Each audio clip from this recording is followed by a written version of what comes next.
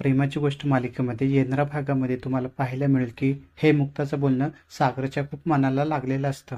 सागर हा मुक्ता आणि सईला गुंडांपासून वाचवतो, पण ही मुक्ता सागरला कमी उंचीचा म्हणजे छोटा हाईटीचा बोलते. यामुळे सागर खूप भडकतो आणि ऑफिसमध्ये आल्यानंतर मिहिरला बोलत असतो की मी माझ्या जीवाची पर्वा न करता मुक्ताला वाचवलं आणि त्याच्या मोबदल्यात मला काय भेटलं?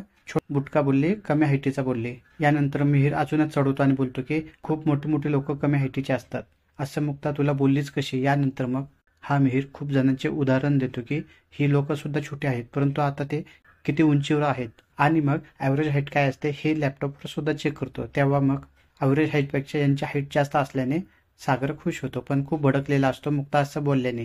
हा सागर इतकं मनावर घेतो की त्याची हाईट वाढवण्यासाठी तो शूजवाल्याला बोलवतो आणि उंच बुटाचा सोल जो असतो तो मागवतो.